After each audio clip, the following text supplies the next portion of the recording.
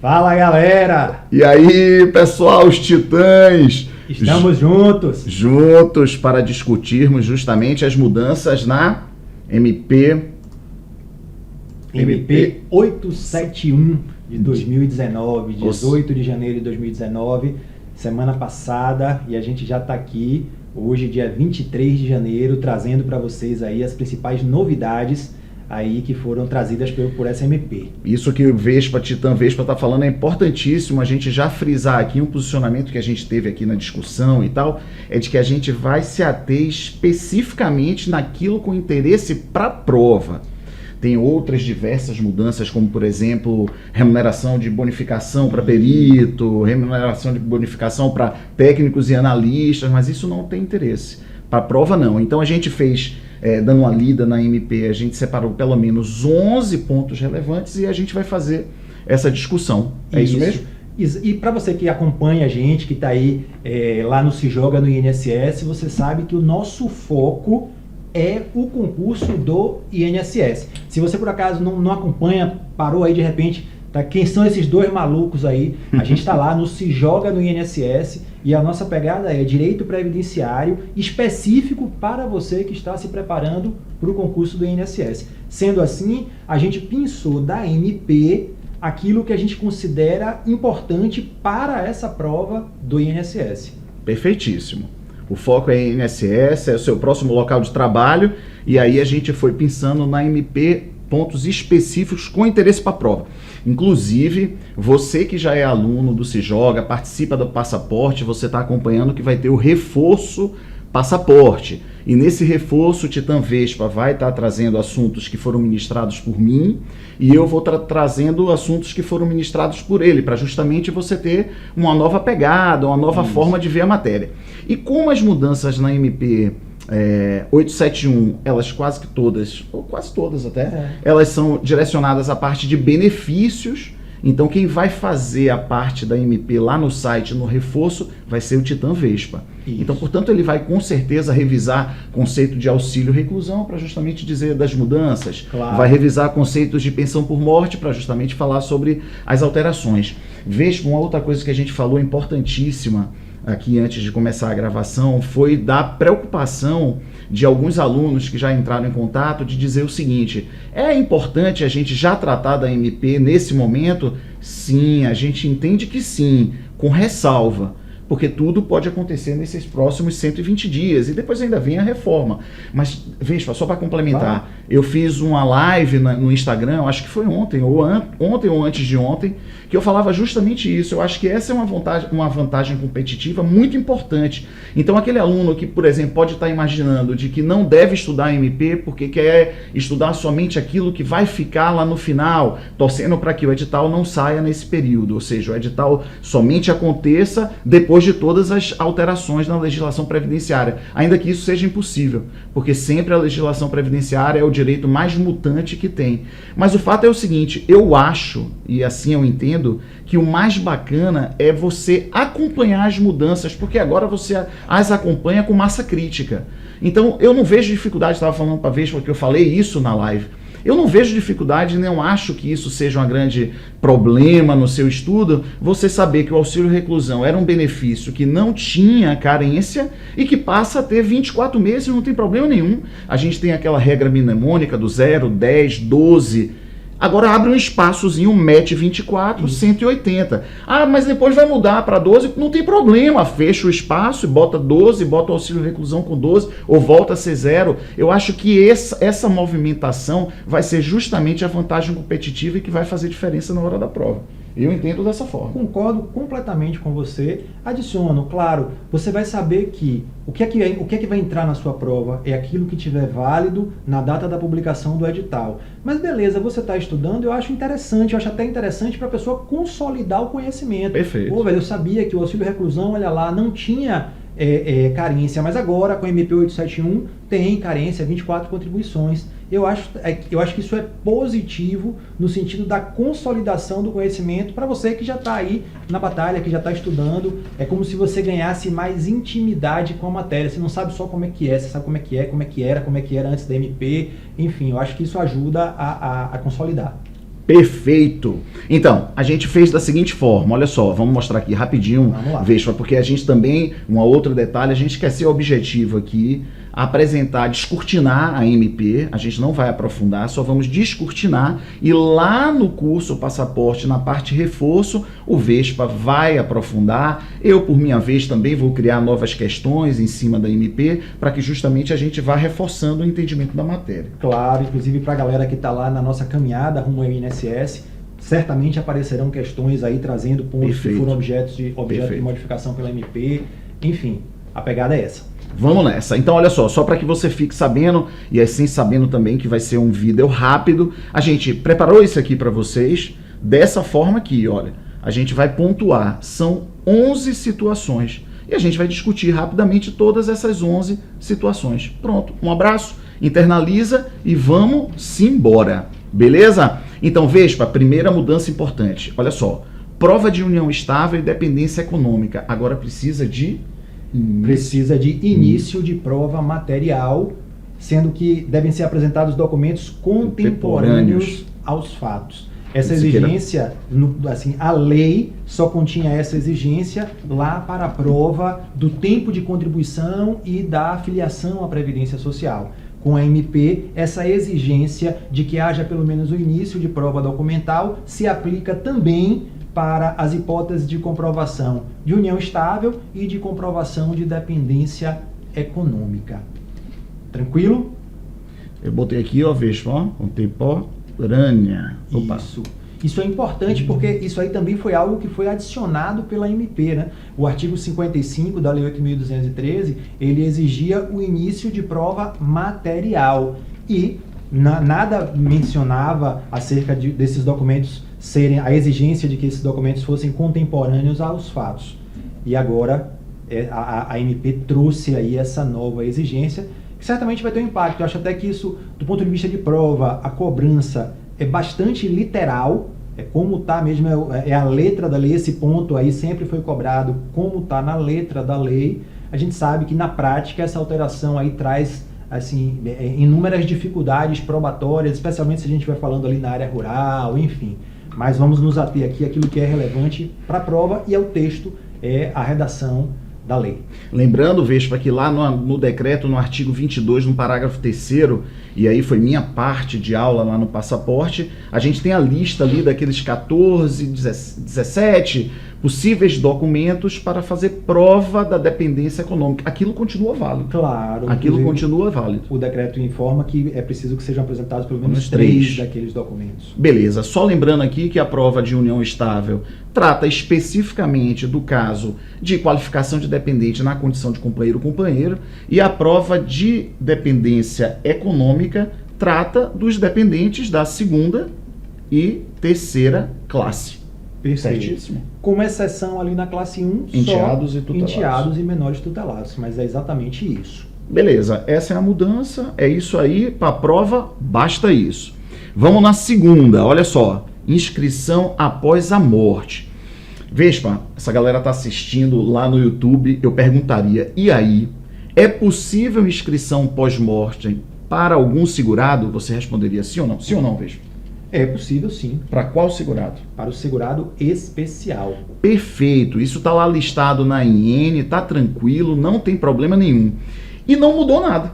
Perfeito. A MP 871 não mudou nada. Mas e por que ela traz, não é, no texto expressamente dizendo que não é possível inscrição após a morte para contribuinte individual e facultativo? Certamente há decisões judiciais possibilitando essa inscrição após a morte para esses segurados, e a lei vem agora e fecha essa brecha. Então, antigamente, a legislação, o decreto, ele dizia que é possível a inscrição pós-mortem do segurado especial. A lei agora vem e diz, olha, não é possível para contribuinte individual e para facultativo. Perfeito. Justamente porque não deixa espaço para que o juiz interprete. Isso. Já está expresso. É uma tentativa de tentar cercar. Diminuir essa possibilidade. Vespa, olha só, já passaram dúvida para mim. Então vamos lá. Se a gente lembrar aqui do método mnemônico de CADES-F, que são os segurados, contribuinte individual, avulso, doméstico, empregado, segurado especial e facultativo. Bem, está expresso que não pode aqui, está expresso que não pode aqui. Aqui não mudou nada, aqui pode, justamente por conta da condição social, tem pouca informação, não tem acesso à internet lá na roça, não saberia que teria que fazer a inscrição para gozar de benefício, a família, os dependentes habilitados podem se dirigir ao INSS para fazer. Beleza, então isso aqui continua podendo, beleza.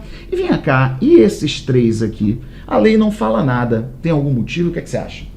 Claro, né? Nossos alunos sabem, mas a gente só tá provocando, né? Só está provocando. São os titãs em ação.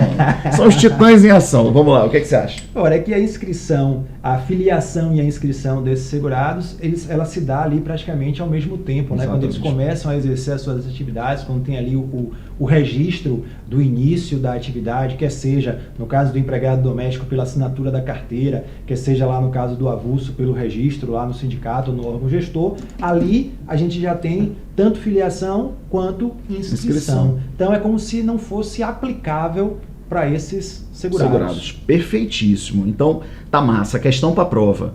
Não pode expressamente contribuinte individual segurado facultativo, pode segurado especial e aos demais não se aplica. Isso. Porque filiação e inscrição meio que se confundem no tempo. Não é isso? Exatamente. Vamos nessa. Olha só, pessoal, é rapidinho. São 11, a gente já está na segunda. Vamos lá na terceira. Auxílio reclusão, diversas alterações. Vamos que vamos? O que é que você acha? Começa pelo quê? Começa pelo quê? Carência? Carência, acho que sem dúvida foi a alteração mais significativa, né, que certamente trará maior impacto. Auxílio reclusão era benefício que não exigia carência, passa a ser benefício que exige 24 contribuições como carência. Perfeito. Então, Vespa, só me permita, deixa eu só fazer uma coisa aqui. Então, quando a gente for tratando das diversas alterações em auxílio reclusão, eu vou utilizando sempre uma lousa, pode ser? Perfeito. Então, Vespa está falando de carência. Pessoal, vamos nessa?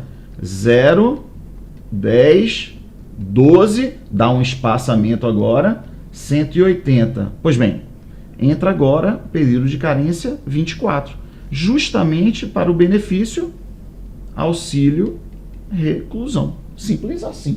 Tranquilo, não é? tranquilo. Na verdade, ele estava aqui, não é? Juntamente com a pensão por morte, né? Sim. Aqui tem um outro aspecto importante, Vespa. Então, ele sai daqui e vai agora para a carência 24. Porque se a gente chega lá no artigo 80, quando diz que se aplicará ao auxílio reclusão tudo aquilo que se aplica à pensão por morte, isso, mas respeitando sua especificidade. Exatamente. Então, agora o artigo... essa é uma. Essa já vai ser uma, já não vai ter exatamente o mesmo período de carência. Então, o auxílio reclusão passa a ter carência de 24 contribuições mensais. Beleza. Qual a próxima alteração em relação ao auxílio reclusão? Outra alteração relevante é o regime de prisão, né?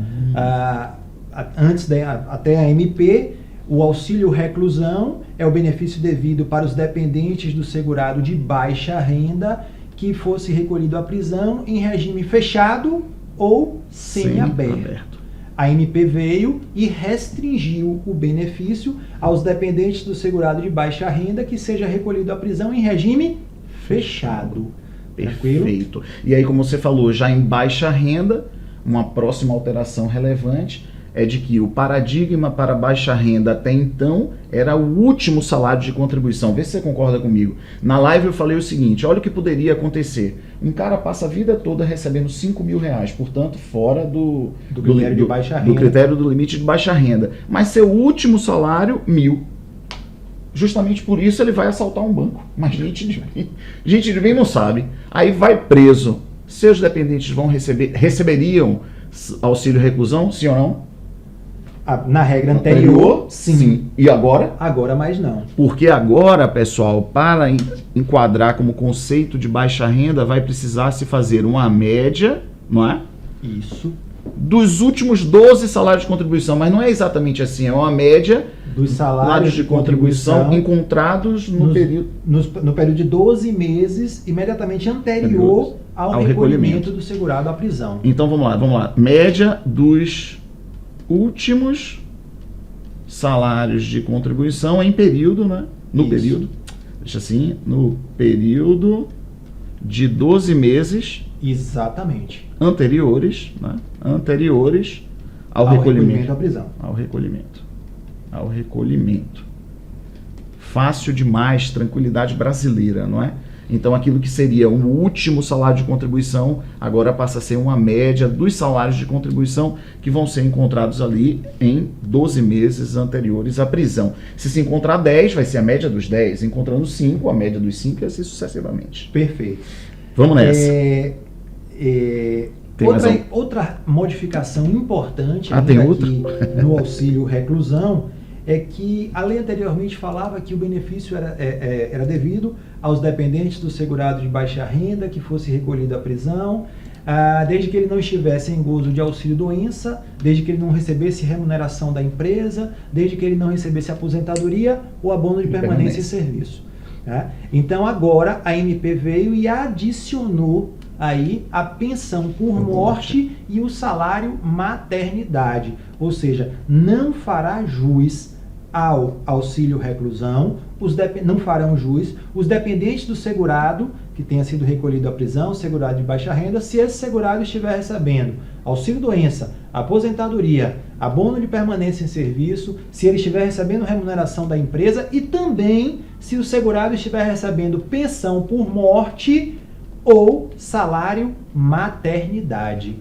Então, para a gente deixar bem claro qual foi a inovação da MP, a MP inovou exatamente quando ela incluiu aí a pensão por morte e o salário maternidade. Perfeito. Então eu botei aí, Vespa na lousa, auxílio reclusão é inacumulável com remuneração, auxílio doença, aposentadoria, salário maternidade, pensão por morte. E tem um abono ali de permanência, mas que não tem lá tanto interesse. Exatamente. Vamos nessa. Lembrando que quando a gente fala de que são inacumuláveis, a gente vai lembrar que, veja, os benefícios, o dependente não fará jus ao auxílio reclusão na hipótese do segurado estar recebendo algum desses benefícios. Perfeito. Aqui é a condição de não receber conjuntamente o próprio segurado, não é? Isso. Aqui, ele deixar o auxílio reclusão e ele, segurado, está recebendo isso aqui. Perfeito, é isso aí. Então vamos lá, vamos melhorar isso aqui. Beleza? E o que é que acontece? Teve uma modificaçãozinha pequena também aqui, que agora, o requerimento do auxílio reclusão, a lei dizia só que tem que ser, a lei dizia simplesmente que tinha que ser instruído com a certidão do recolhimento à prisão. Agora, com a MP, precisa ser uma certidão judicial. Antes funcionava como o diretor do presídio dar um atestado de que o cara estava recolhido. Isso, agora não. Tem que ser uma certidão judicial, certamente vai ser fornecida lá pelo juiz da vara de execuções penais, enfim. Tá, perfeito. Bem, acho que essas são em relação ao auxílio reclusão, creio que essa... Acho que vale frisar também que a gente mudou o ano, né? A gente teve a nova portaria, a portaria 9 lá do Ministério da Economia, e o critério de baixa renda atualmente vigente ao longo do ano de 2019, R$ 1.364,43. Então, será considerado segurado de baixa renda aquele que tem a renda, o salário de contribuição de até R$ 1.364,43. Critério esse que é o mesmo que é aplicável para o direito ao salário família. Beleza. Mas aí já não está na MP, é somente uma... Tranquilo, aqui a gente só está adicionando aí para a galera. Vespa, evolução da regra do 1/3, 1/2 e agora regra do inteiro. Bem, o que é que estabelecia, enfim, aí isso é que eu acho massa, a pessoa acompanhar no tempo. Claro. Não é saber que, olha só, a vida ela é dinâmica, eu tenho uma primeira filiação, em algum momento eu deixo de estar afiliado porque cessaram minhas contribuições, fui demitido, na qualidade de segurado facultativo deixei de contribuir, enfim, pode acontecer ali as situações e eu efetivamente perco a qualidade de segurado. Mas como a vida ela é dinâmica, eu volto a me filiar. Então antes estabelecia que para se ter direito a determinados benefícios, eu precisaria cumprir, pelo menos a partir da nova filiação, 1/3 da carência do benefício que estivesse sendo requerido. Isso. Só para deixar aqui, Vespa, olha só, deixa só aqui, só para fazer essa consideração no tempo. Na regra de 1/3 seria assim, eu vou botar somente, inclusive, as carências à época. Isso. A regra da carência seria essa aqui, 0, 10, 12, 180. Então eu explicava assim, ó, deixa eu ver se você concorda comigo. Para benefícios que independiam de carência, não tem por que se falar, é absurdo. Tranquilo.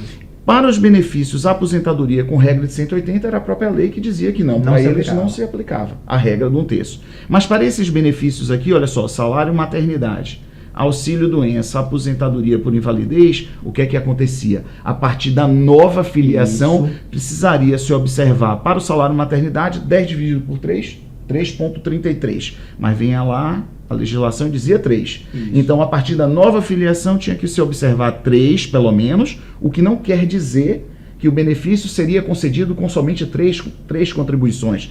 Teria que ser 3 a partir da nova filiação, que somadas com a carência anterior, das filiações anteriores, observaria as 10 contribuições como carência.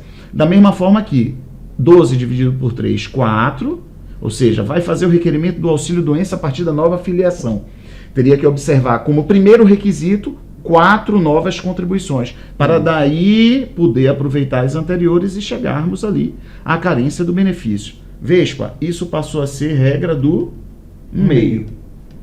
Da mesma forma, bem rápido, 0, 10, 12, 180. Bem, da mesma forma. Então, teria que observar aqui 5... Teria que observar aqui 6. Isso.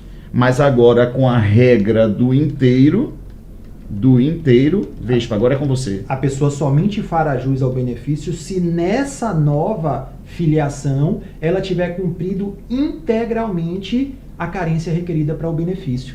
E aí, vale salientar que a gente tem agora a nova escala das carências, né, que não é mais 0, 10, 12, 180, a gente tem que incluir ali o 24, a carência do auxílio reclusão. Não se aplica para o 0, claro, não se aplica lá para as aposentadorias, tempo de contribuição e idade especial, cuja carência é de 180 contribuições. Então, vai se aplicar para quais benefícios? Para o salário maternidade, lembrando que é só para o salário maternidade de quem? De contribuinte individual, de facultativa e segurado especial. E de especial, que são os que têm a carência de 10 contribuições, e auxílio doença e aposentadoria por invalidez, e agora também para o auxílio reclusão.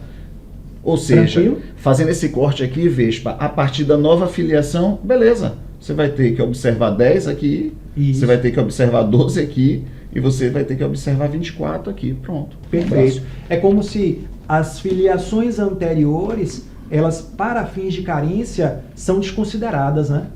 Perfeito. Você tem que ter nessa nova filiação o período de carência integral. Show de bola. Ficou bom aí? Ficou beleza, show de Ficou bola. show de bola. Então vamos que vamos. Essa é a quarta, são 11 pontos relevantes. Vamos para o quinto. Suspensão, cessação do auxílio doença quando o segurado vai preso. Pessoal, essa é uma novidade relevante. Digamos que isso seja convertido em lei e isso caia na sua prova. Vai cair uma questão sobre essa zorra aí. Com certeza. Então, o cara, qual é a situação? Vamos aqui explicar rapidamente. O cara está recebendo auxílio doença e comete um crime e vai preso. Benefício auxílio doença em regime fechado. Na verdade, aqui a gente está falando do parágrafo 3º do 59, né? Aqui a lei, a MP não especifica regime. Então, o cara está recebendo auxílio doença, foi preso. O que é que acontece? Suspende o pagamento do benefício pelo prazo de 60 dias. Se ele for solto dentro desse prazo, restabelece o pagamento do auxílio doença. A partir da data da soltura. Ele vai receber a partir da data da soltura. Claro, não tem nada acumulado. Isso. Ok. O período em que ele passou preso, ele não vai fazer jus ao benefício. Mas vai ser solto dentro do período de 60 dias, restabelece o pagamento. Isso. Sem pagar nada em atraso. Passados os 60 dias e não foi solto, o benefício finalmente ele é cessado. Exatamente. Então, essa regra, isso é interessante, está lá no a nova redação lá no 59, parágrafo 3º da Lei 8.213. Está recebendo auxílio doença, foi recolhido à prisão, benefício suspenso por 60 dias. Se dentro desses 60 dias ele sai da prisão, o benefício é restabelecido a partir da data da soltura. Se ele não sair, ao final dos 60 dias, o benefício é cessado. Vespa, vê se é isso aqui, o benefício ele é suspenso. É isso aí? Isso. Num prazo 60 dias. Num prazo de 60 dias. Beleza. Ele foi solto dentro do prazo, restabelece. Isso. Restabelece a partir da data da soltura. Se ele não for solto, Benefício cessado. solto, cessado. Acho que a gente está na frente. Deixa eu sair aqui rapidinho. Vamos lá. Então é isso aí. Segurado recebendo auxílio doença, vai preso, benefício suspenso. Se dentro de 60 dias ele é solto, benefício restabelecido. Perfeito. Restabelece o benefício. E se não for solto, cessado finalmente. Tranquilo. Observação, isso aí está no parágrafo 3º do 59, e essa prisão aí não há especificação de regime. De regime. Então, simplesmente foi preso. Tem só no parágrafo 1º... Aí tem outro, que para mim até é outra regra. No parágrafo 2º... Então deixa eu criar aqui um... Vai lá. No parágrafo 2º do artigo 59, uma outra regra que eu também considero extremamente relevante. O segurado recluso em regime fechado não tem direito ao auxílio doença. Então, se o segurado está preso em regime fechado, ele não faz jus ao auxílio doença. Beleza. Essa é a modificação que está lá no 59, parágrafo 2º, agora com a redação dada pelo MP 871. Então a gente pode imaginar que um segurado que não era de baixa renda, no cálculo, ele vai preso. Então ele não deixa auxílio reclusão para os seus dependentes. Mas ele começa a trabalhar dentro da prisão, porque é possível. Inclusive, qual é o enquadramento? Não deixa de ser contribuinte individual já há muito tempo para ser segurado facultativo. Perfeito. Então ele está lá trabalhando dentro da prisão, costurando bola de couro. Tranquilo. Aí lá na máquina se machuca.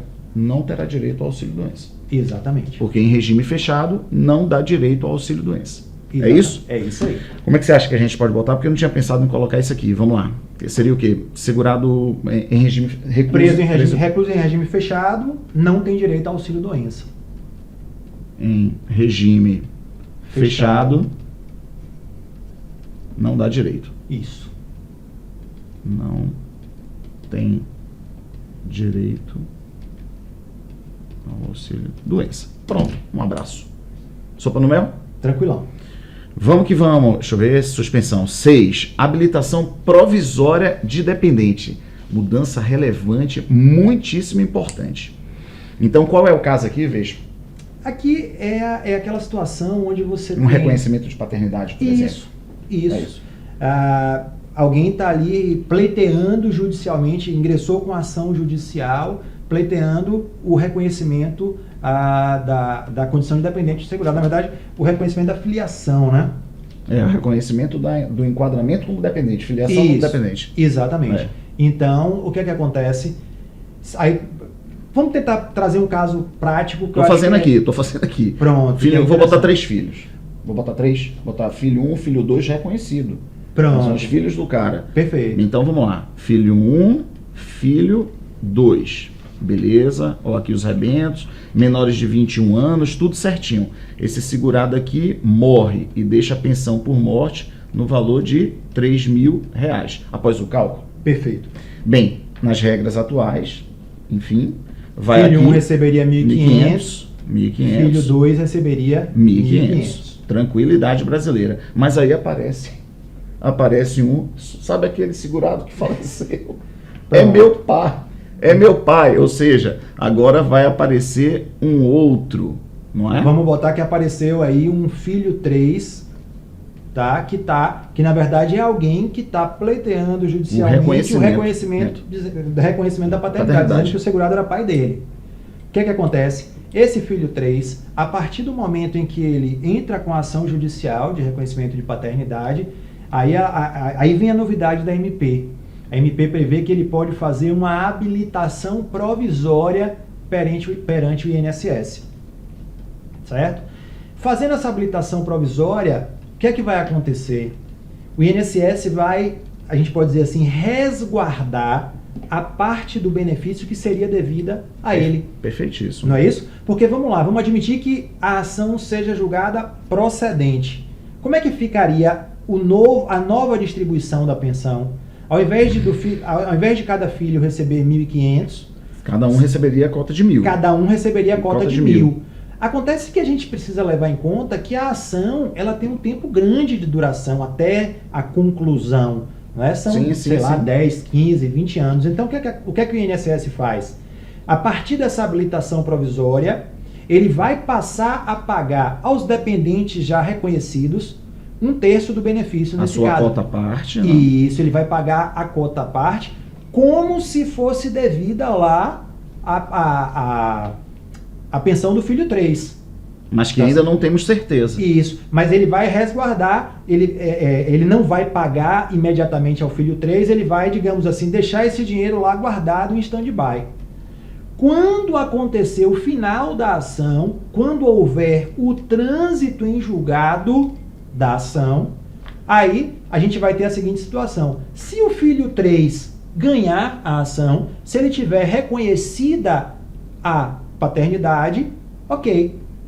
Se ele tiver reconhecido que o segurado era pai dele, ok, ele vai receber esses valores que ficaram lá resguardados pelo INSS e dali para frente o INSS vai passar a pagar ele normalmente. E em não sendo reconhecido, pega esse valor e redistribui entre os dependentes já devolve para os filhos 1 e 2. Perfeito. É tranquilo? É isso aí. É muito tranquilo, não é? Beleza, então essa é a habilitação provisória de dependente. Isso. Ação judicial, reconhecimento de qualidade dependente, mas a gente imagina que é nesses casos aqui de reconhecimento de paternidade. E pode ser também no caso de reconhecimento de união estável. Sim, também, não é? Sim. Então vamos aqui, vamos. Habilitação provisória de dependente. Prazo para requerimento do salário maternidade, mudança relevante. Como é que funcionava antes? Funcionava a gente buscando validade em prazo prescricional. Ou seja, a mulher teve o filho ali, mas não fez o requerimento do salário maternidade. Pois bem, utilizava-se o prazo prescricional de 5 anos, de haver prestações vencidas que tinha direito. Passados 5 anos, perderia o direito ao salário maternidade. Poderia requerer o benefício? Poderia, não tem problema nenhum. Mas o sistema recuaria 5 anos e não encontraria parcela a ser paga porque o benefício já teria vencido esse prazo. Agora mudou completamente. O prazo agora é do parto ou da adoção, 180 dias para fazer o requerimento. Exatamente. E aí a MP traz a exceção a essa regra nova, que seriam as hipóteses de caso fortuito ou força maior. Então, mudança, como disse o Titã Ítalo, significativa. Prazo para requerimento do salário maternidade passa a ser de 180 dias. Esse é um prazo decadencial. Perfeito. 180 dias. Morre o direito. Deixou escoar esse prazo, morre o direito. Perfeito. Prazo para requerimento do salário maternidade, 180 dias da data do parto ou da adoção. Salvo caso fortuito ou força maior. Pensão por morte, data de início do pagamento. Pessoal, bora revisar rapidamente? Quem foi meu aluno, estudou comigo essa parte? Vamos lá, rapidinho. Como é que funciona, pessoal? Vamos lá, rapidinho. Bem, o óbito aqui, temos a data do óbito, não é verdade? Data do óbito. Pois bem, a data de início do pagamento do benefício vai se confundir com a data do óbito se a data de entrada do requerimento for até o 90º dia da data do óbito. Perfeito. Perfeito? Tranquilo? Então, se for feito o requerimento até 90 dias após a data do óbito, se a data da entrada do requerimento for feita aqui, em qualquer dia aqui, ó, até o 90º dia, a data de início do pagamento do benefício vai ser a data do óbito. Belezinha? Perfeito. Bem, o que a legislação estabelecia em relação aos menores de 16 anos?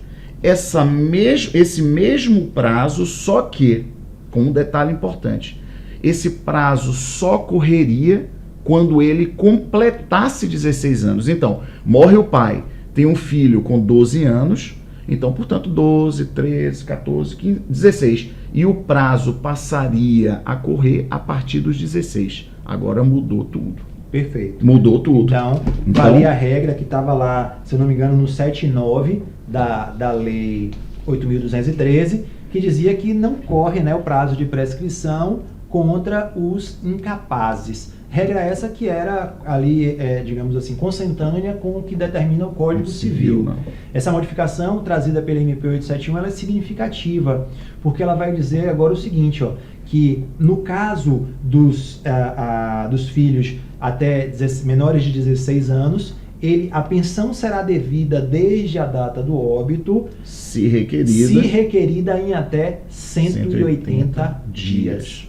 Tá? Então a gente passa, portanto, a ter aí duas regras distintas. Ela é devida desde o óbito, na regra geral, se ela for requerida em até 90 dias, e no caso dos filhos menores de 16 anos, se ela for requerida em até 180 dias.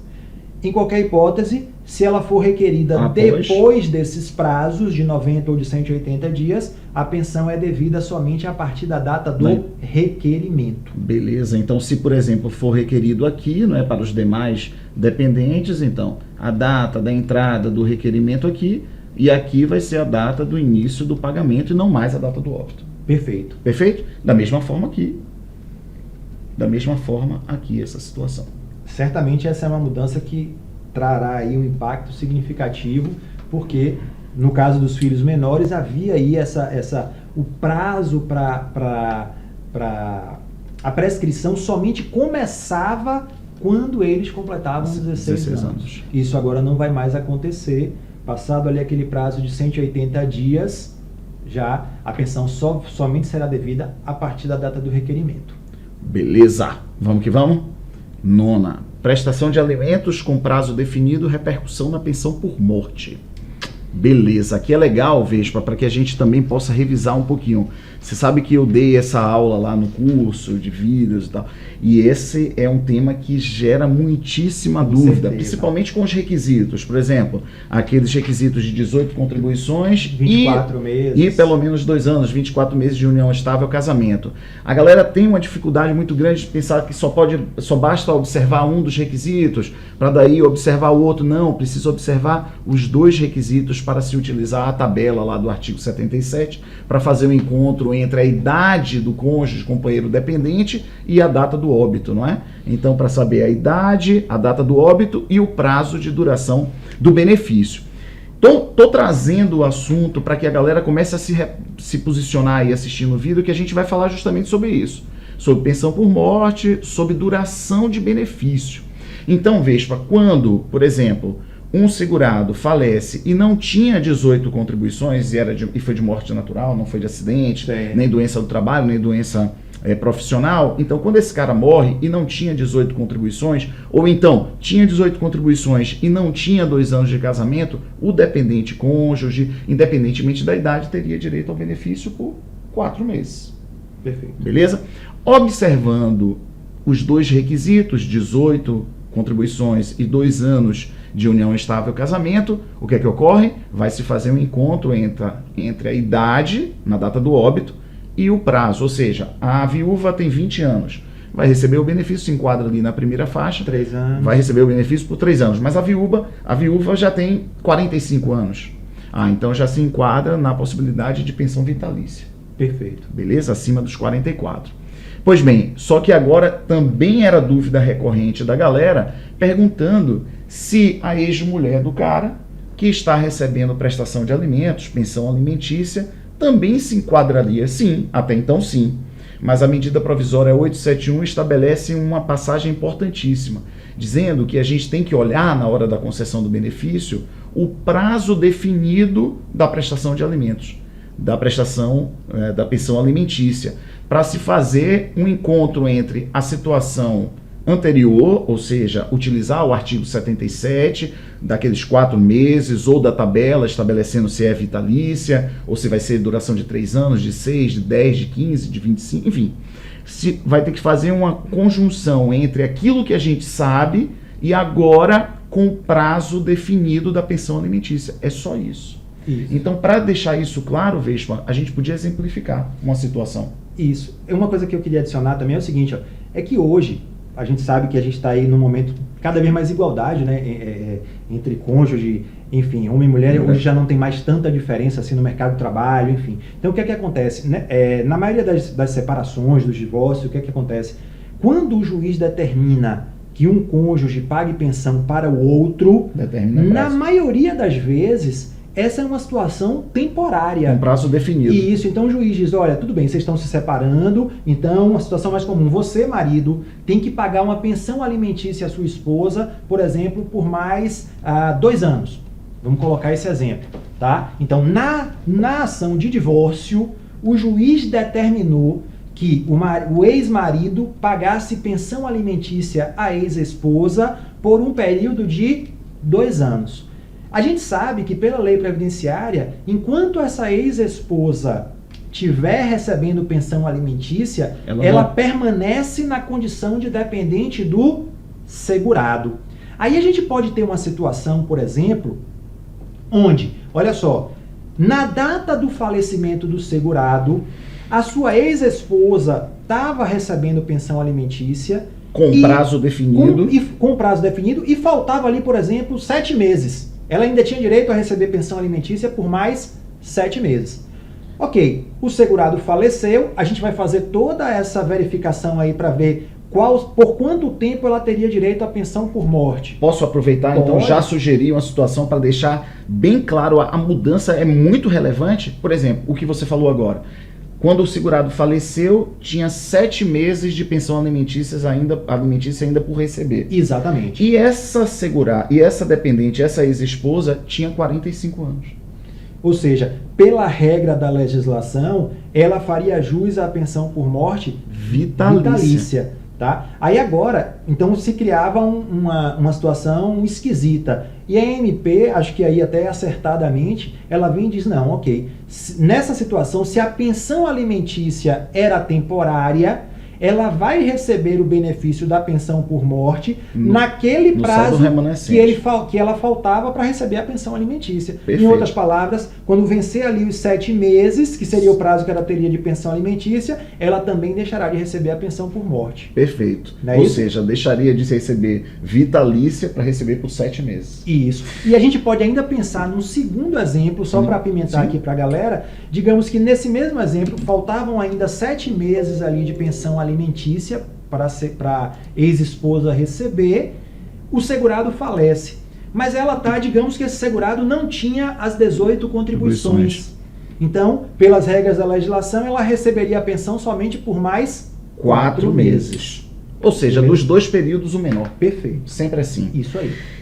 Eu tenho certeza que essa parte a galera tá lá se descabelando. Rapaz, não entendi, foi zorra nenhuma, Então, dessa parte a gente precisa repetir. Vamos nessa? Vamos. Bora repetir, fazendo essas 2 situações propostas aqui. Então, vamos lá. O que a gente tem? A gente tem marido, mulher, mas eles se separam. Pronto. Perfeito? E só fazendo uma pausa aqui, eu vejo que isso é uma coisa que confunde muito. Gente, pensão alimentícia tem nada a ver com o benefício previdenciário da pensão por morte. Isso. Pensão alimentícia é lá do direito civil, é devida, nesse caso que a gente está falando aqui, quando o casal se separa. E o juiz determina. Em algumas situações, o juiz determina, olha, o ex-marido tem que pagar pensão para a ex-esposa, ou a ex-esposa tem que pagar pensão para o marido. Isso é pensão alimentícia, é lá de direito civil. Tem nada a ver com o benefício previdenciário, que é a pensão por morte. Perfeito. Então, feita essa consideração, o que acontece? Marido e mulher, cabelinho aqui é mulher. O juiz, eu vou chamar a pensão alimentícia de PA. O juiz estabelece pensão alimentícia e estabelece com um prazo definido. Perfeito. Então vamos imaginar que o prazo definido foi de 10 meses, porque esse cara vai morrer daqui a 3 meses para chegar nos 7. Tranquilão. Então, estabeleceu pensão alimentícia de 10 meses. Ou seja, essa dependente, essa ex-mulher, não perde a qualidade de segurado. A qualidade de dependente. Aí a gente vai lá no artigo 16, ver, olha, o ex-cônjuge, o ex-companheiro que receba a prestação de alimentos se mantém na qualidade de dependente segurado. Pois bem, então se ela recebeu, ela mantém-se na qualidade de dependente. Pronto. O que é que ocorre? 3 meses depois, esse cara voltando para casa, bate o carro e morre. Beleza. Pronto. Vamos lá. Agora algumas informações adicionais. Esse cara aqui e esse casal tinham requisitos, ok? As 18 contribuições e os 2 anos de casamento. Esses requisitos foram observados e ela, a ex-mulher, tem idade, na data do óbito, tem idade de 46 anos. Pois bem, e aí? Então, o que é que acontece? Na data do óbito, faltava, ela ainda teria mais 7 meses. Se o segurado continuasse vivo, ela ainda iria receber a pensão alimentícia por mais 7 meses, tá? Aí a gente vai lá na legislação previdenciária e vê que como o segurado já tinha 18 contribuições, como eles já tinham pelo menos 24 meses de casamento ou união estável, e ela tem, na data do óbito, 46 anos, em tese ela faria jus à pensão de forma vitalícia. Aqui é a pensão por morte. Isso. Por morte, ela teria direito Isso. vitalícia. Aí agora, essa é a mudança que a MP trouxe. A MP disse não, ela vai receber a pensão somente por aquele prazo de 7 meses que faltava, que ela ainda receberia a pensão alimentícia. Então ela vai receber o benefício previdenciário da pensão por morte por mais 7 meses e depois disso acaba o benefício. Essa cota de pensão será extinta. Perfeito. Vespa, vê se ficou bom aqui. Por 7 meses. Então, é isso aqui? Certinho? Opa, tô na frente. Tá, a cabeção. Vamos nessa. É isso aí? Isso aí. Ou seja, teria direito à pensão por morte de forma vitalícia, mas com a MP 87 vai receber a pensão por morte pelo prazo restante da pensão alimentícia. Exatamente. Beleza? Agora, a outra situação. Mesma situação, vou pegar aqui, não é? Marido e mulher, só que não foram observados os requisitos. Tranquilo. Ok? Então, marido, rapidinho, mulher, mais os requisitos aqui, 18 contribuições e 2 anos de casamento, eles não foram observados. Ora, se não foram observados os requisitos, independentemente da idade da mulher, a pensão por morte teria duração de 4 meses. Claro que correto? A gente está falando aí na hipótese de morte natural. Não foi acidente. Não foi acidentária. Perfeito? Então seria dessa forma. Só que eles se separaram da mesma forma. Ela ainda teria a receber 7 meses de pensão alimentícia, mas aí, claro, vai valer o tempo menor previsto na lei previdenciária. Então, perfeito. Ela receberia nessa hipótese o benefício da pensão por morte por mais 4 meses. Por 4 meses a partir do óbito do segurado. Ou seja, dos 2 prazos, o menor. Perfeito. Show de bola. Ficou massa. Resumindo, a gente vai calcular o tempo de pensão que o ex-cônjuge teria direito de acordo com a lei previdenciária e vou comparar com o prazo que ele ainda teria de recebimento da pensão alimentícia se o segurado continuasse vivo. Sim. Dos 2 prazos, valerá o menor. Perfeito. Joia, essa é a nona mudança. Vamos que vamos. Revogação de isenção para reabilitação, exames e tratamentos. Galera, veja, quando eu estou dando essa parte na aula, eu sempre falo o seguinte, pessoal, os segurados que estão recebendo benefício por incapacidade e o pensionista inválido, eles não ficam em casa com a perna para cima, assistindo televisão. Eles têm obrigações perante a Previdência. E quais são essas obrigações? Participar obrigatoriamente do processo de reabilitação, exames médicos e tratamentos gratuitos dispensados, excetuando o tratamento cirúrgico e a transfusão de sangue. Pois bem, o artigo 101, desde, se eu não me engano, 31 de dezembro de 2014, ele vem sofrendo alterações, não é? Então, uma primeira alteração foi dizer o seguinte: para o aposentado por invalidez e o pensionista inválido, especificamente para esses dois, quando completassem 60 anos, deixariam de ter que observar essas obrigações. Beleza. Depois veio, não me recordo qual foi a norma, e incluiu mais uma possibilidade, dizendo que o aposentado por invalidez e o pensionista inválido que completarem 55 anos e 15 anos de benefício por incapacidade, contando inclusive o tempo recebido doença que precedeu a aposentadoria por invalidez, também deixariam de observar, de ter como obrigatoriedade observar essas obrigações, né? Reabilitação, exames e tratamentos. O que a MP fez? Simples. A MP revogou essa isenção. Essa segunda. Permanece apenas a isenção daquele aposentado por invalidez que está lá com ou dependente inválido que completa 60 anos de idade. Essa segunda hipótese do cara que está lá aposentado por invalidez ou pensionista inválido com 55 anos de idade e 15 anos de benefício, ela deixou de existir. Perfeito. É isso aqui? Isso é só aí. a gente fazer isso assim? Isso aí. Pronto. Um abraço. Lá, mudança lá no 101, inciso 2 da Lei 8.213. O importante é ressaltar aqui que é aposentado por invalidez e pensionista inválido. Isso. Aquele que está recebendo auxílio-doença não tem isenção. Exatamente. Isso aí, na verdade, já era assim. Já né? era Não assim. foi modificação da MP, não. Show de bola.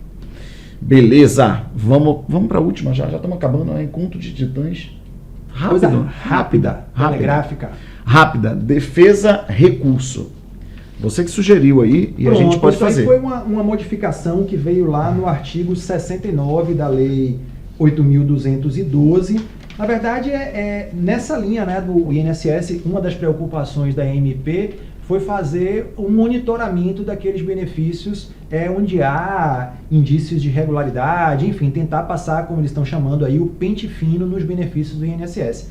E aí a MP trouxe uma modificação interessante. Ela disse assim, olha, se o INSS, por alguma razão, desconfiar que tem algum erro, que tem algum problema no benefício, claro, a primeira coisa, ele não vai simplesmente cancelar o benefício de uma vez. A primeira coisa que ele tem que fazer é notificar o segurado, para que o segurado possa apresentar uma defesa administrativa, possa ali contestar essa afirmação do INSS de que aquele benefício é irregular. Bem, aí vem a MP e traz uma modificação importante. Por quê? Porque uma vez notificado, uma vez que o segurado toma ciência, tá, dessa intenção do INSS de fazer alguma modificação no benefício dele, ele tinha o prazo antes da MP de 30 dias para apresentar a defesa.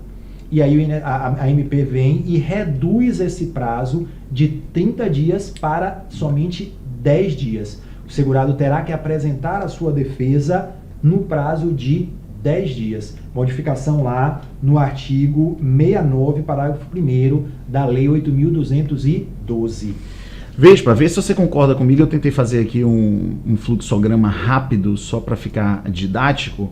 Na verdade é o seguinte, o INSS percebe indícios de irregularidade no benefício, notifica o beneficiário, dá o prazo de 10 dias para a defesa. Se não houver defesa, o benefício é suspenso. Ou se a defesa foi improcedente, insuficiente, isso, benefício suspenso também. Pois bem, agora dá-se o prazo de recurso. Exatamente. Que vai ser então o prazo de 30 dias. O INSS dá ciência ao cidadão, dá ciência ao beneficiário, ele apresenta a defesa. Tem lá o prazo de 10 dias. Tá? Apresentou essa defesa, o INSS vai analisar. Se no entender do INSS essa defesa foi insuficiente ou se o segurado não apresentou defesa, esse benefício vai ser suspenso.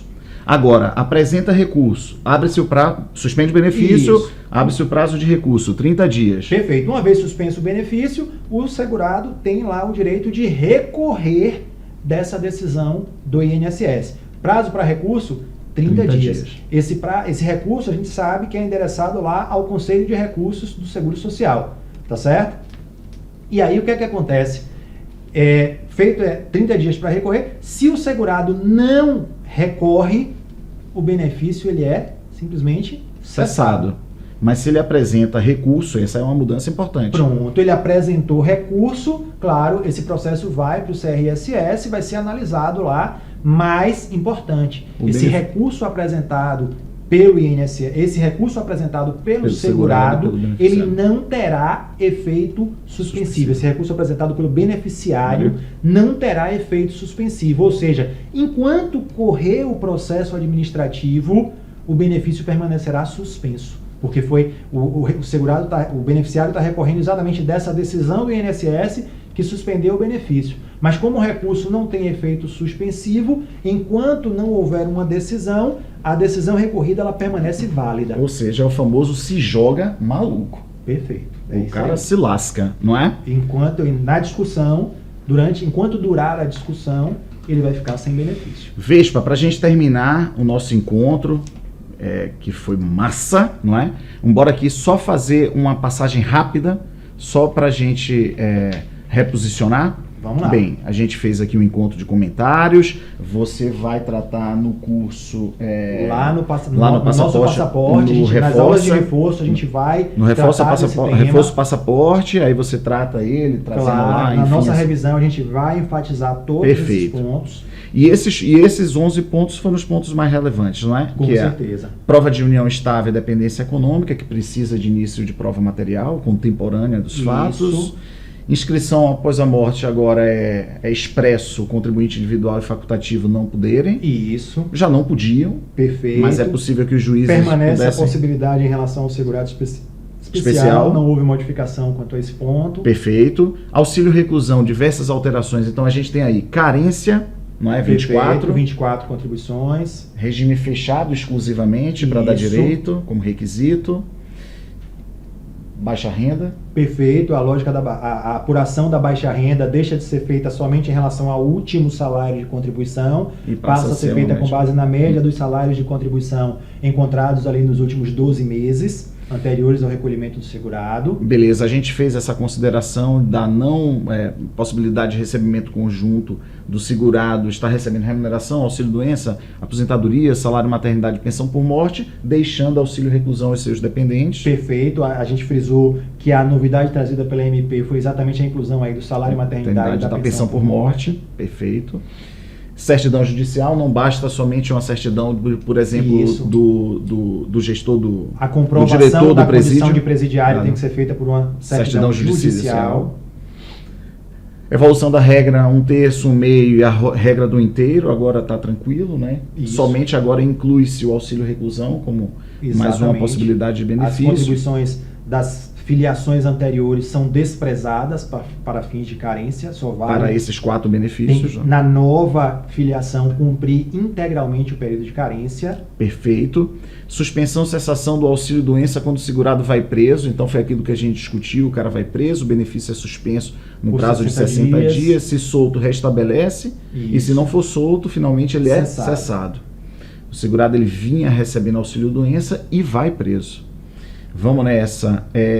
Preso em regime fechado não tem direito ao auxílio-doença. Que foi aquele caso que a gente mais ou menos pensou, do cara estar trabalhando.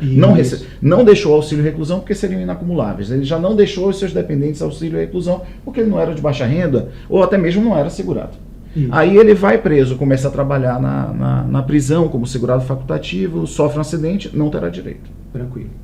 É esquisito. É esquisito. Mas tá lá. Tá lá. Habilitação provisória de dependente. Isso. Aquela hipótese onde surge ação judicial surge um filho, surge alguém pleiteando ali o reconhecimento de união estável. O INSS agora vai resguardar a parte do benefício que seria devido àquela pessoa. Então, os outros dependentes deixam de receber uma nova distribuição da pensão.